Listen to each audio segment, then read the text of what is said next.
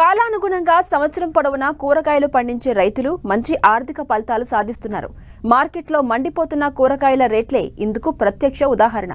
వేసవిలో నీటి వసతి కింద కూరగాయల సాగు చేసిన రైతుకు ప్రస్తుతం కాసుల వర్షం కురుస్తోంది.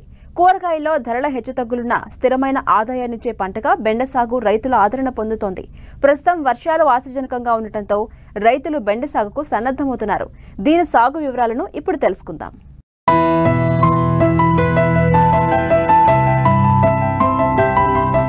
ఇటీవలి కాలంలో వాణిజ్య పంటల కంటే కూరగాయల సాగు రైతులకు లాభదాయకంగా మారింది.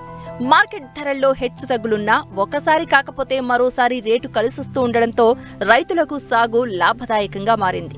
ముఖ్యంగా బెండ, వంగ వంటి కూరగాయ పంటలు మార్కెట్ ఒడిదుడుకులకు లోనయ్యే అవకాశాలు తక్కువ. చీడపీడలు ఎప్పటికప్పుడు గమనిస్తూ సకాలంలో తగిన యాజమాన్య సస్యరక్షణ చర్యలు చేపట్టినట్లయితే బెండ సాగులో ఎకరాకు 5 నుంచి 10 టన్నుల దిగుబడిని సాధించవచ్చు. మన ప్రాంతంలో బెండను దాదాపు 2 లక్షల ఎకరాల్లో సాగు చేస్తున్నారు. దీని సాగుకు వేడి వాతావరణం ఎక్కువ అనుకూలం. అందువల్ల తొలకరి పంటగా జూన్ నుంచి ఆగస్టు వరకు, వేసవి పంటగా జనవరి నుంచి ఈ పంటను సాగు చేస్తున్నారు. బెండ సాగుకు అనువైన రకాలను గమనిస్తే పర్భని క్రాంతి, అర్క అనామిక, అర్క అభయ రకాలు ఎకరాకు 5 టన్నుల దిగుబడి సామర్థ్యంతో రైతు క్షేత్రాల్లో మంచి ఫలితాలిస్తున్నాయి. వీటి పంటకాలం 85 నుంచి 90 రోజులు. బెండ సాగులో ప్రధాన సమస్య అయిన ఎల్లోవిన్ మొజాయిక్ తెగులును అర్క అభయ రకం సమర్థవంతంగా తట్టుకుంటుంది. ఇవే కాక వివిధ ప్రైవేటు కంపెనీల నుంచి అధిక దిగుబడినిచ్చే హైబ్రిడ్ బెండ రకాలు రైతులకు అందుబాటులో ఉన్నాయి. ఆయా ప్రాంత వాతావరణ పరిస్థితులకు అనుగుణంగా తెగుళ్లను తట్టుకునే రకాలను రైతులు ఎంపిక చేసుకోవాలి.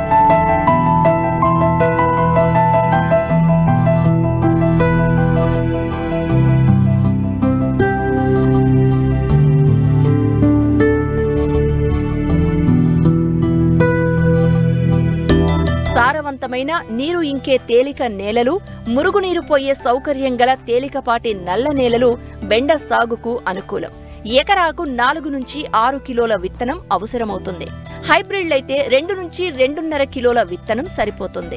విత్తే ముందు కిలో విత్తనానికి 5 గ్రాముల ఇమిడాక్లోప్రిడ్ కలిపి తర్వాత 4 గ్రాముల ట్రైకోడెర్మా విరిడి పట్టించి విత్తన శుద్ధి చెయ్యాలి. భూమిని మెత్తగా దున్ని ఆఖరి దుక్కిలో ఎకరానికి 6 టన్నుల పశువుల ఎరువు వేసి కలియదున్నాలి. వర్షాకాలపు పంట కనుక 60 సెంటీమీటర్ల ఎడంతో బోదెలు తయారు చేసుకోవాలి. విత్తే ముందు ఎకరాకు 24 కిలోల భాస్వరం, 24 కిలోల పొటాష్, 16 కిలోల నత్రజనినిచ్చే ఎరువులను వెయ్యాలి. బోదెల మీద 30 సెంటీమీటర్ల ఎడంతో విత్తనం విత్తుకోవాలి. విత్తిన వెంటనే నీరు పెట్టి మరలా 5 రోజులకు 2వ తడి ఇవ్వాలి. కలుపు నివారణకు విత్తిన వెంటనే ఎకరాకు 1.2 లీటర్ల పెండిమిథాలిన్ మందును 200 లీటర్ల నీటిలో కలిపి పిచికారీ చెయ్యాలి. ప్రతి వారం 10 రోజుల వ్యవధితో నీటి తడులు అందిస్తే 30 రోజుల నుంచి పూత ప్రారంభమవుతుంది. ఈ సమయంలో మరో 16 కిలోల నత్రజనిని యూరియా రూపంలో అందిస్తే కాపు బాగుంటుంది. ఇదే మోతాదులో నత్రజనిని 45 రోజులకు మరోసారి అందించాలి. బెండ సాగులో ఇటీవల రైతాంగం పాలిమల్చింగ్ విధానాన్ని అనుసరించి మంచి ఫలితాలు సాధిస్తున్నారు. 3 అడుగుల వెడల్పుతో బెడ్లను పశువుల ఎరువు, ఇతర రసాయన ఎరువులను కలిపి తయారు చేసుకుని దీనిపై 4 అడుగుల వెడల్పున్న మల్చ్ షీటును కప్పి విత్తనం నాటుతారు. ఈ విధానంలో ఒక్కో బెడ్ పై 2 వరుసల్లో మొక్కలు వస్తాయి. పూర్తిగా డ్రిప్ పద్ధతిలో నీరు అందించడం వల్ల పైరు పెరుగుదల ఆశాజనకంగా ఉంది. ఎరువులను కూడా డ్రిప్ ద్వారా ఫెర్టిగేషన్ పద్ధతిలో అందించే వీలుంది.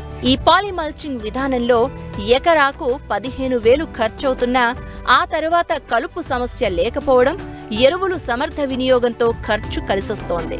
2వ పంటకు కూడా ఈ మల్చ్ షీటును వాడుకునే అవకాశం ఉంది. బెండ పంటకాలం కూడా 30 నుంచి 45 రోజులు పెరుగుతుంది.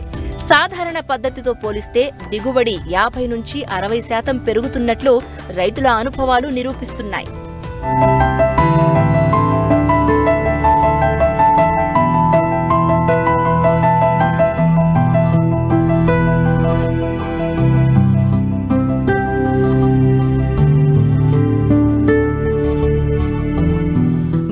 ప్రధానంగా ఆశించే తెగుళ్లలో బూడిద తెగులు, ఎల్లోవిన్ మొజాయిక్ తెగులు ముఖ్యమైనవి. బూడిద తెగులు ఆశించినప్పుడు ఆకులపైన అడుగు భాగాన బూడిద వంటి పొరతో కప్పబడి ఉంటుంది. తేమ ఎక్కువ ఉన్నప్పుడు ఈ తెగులు తీవ్రత ఎక్కువ ఉంటుంది. ఉధృతి ఎక్కువైతే ఆకులు పచ్చబడి రాలిపోతాయి. దీని నివారణకు 3 గ్రాముల నీటిలో కరిగే గంధకం పొడి లేదా 1 మిల్లీలీటరు డైనోకాప్ లేదా 2 మిల్లీలీటర్ల హెక్సాకొనజోల్ లీటరు నీటికి కలిపి పిచికారీ చేయాలి.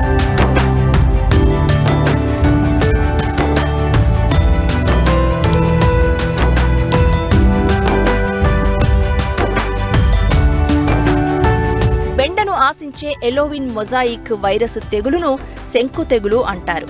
తెల్లదోమ ద్వారా ఇది వ్యాప్తి చెందుతుంది. వైరస్ తెగులు అవటం వల్ల దీనికి నివారణ లేదు. తెగులును వ్యాప్తి చేసే తెల్లదోమ నివారణకు డైమిథోయేట్ 2 మిల్లీలీటర్లు లేదా ఎసిఫేట్ 1.5 గ్రాములు లీటరు నీటికి కలిపి పిచికారీ చేయాలి.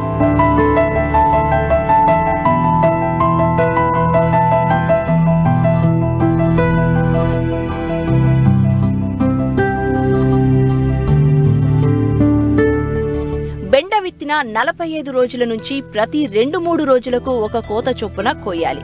ఈ సమయంలో కూలీల కొరత రాకుండా జాగ్రత్త వహించాలి. కోతలు ఏమాత్రం ఆలస్యమైనా కాయ ముదిరిపోయి మార్కెట్ విలువ తగ్గిపోతుంది. ప్రతి కోతలోనూ ఎకరాకు 4 నుంచి 5 క్వింటాళ్ల దిగుబడి సాధించవచ్చు. కోసే కొద్దీ పూత వచ్చి మరలా కాయ దిగుబడి వస్తుంది. పంటకాలం 3 నెలలే అయినా మంచి యాజమాన్య పద్ధతులు పాటిస్తే 4-5 నెలల వరకు పంటకాలం పొడిగించి అధిక దిగుబడి పొందవచ్చు. బెండ ధరల్లో మార్కెట్ ఒడిదొడుకులు ఉన్నా సరాసరిన కిలోకు 10 నుంచి 15 రూపాయల ధర రైతు పొందగలుగుతున్నాడు. దీనివల్ల సాగు ఖర్చులు పోను ఎకరాకు 30 నుంచి 50 వేల నికర లాభం ఆర్జించే అవకాశం ఉంది.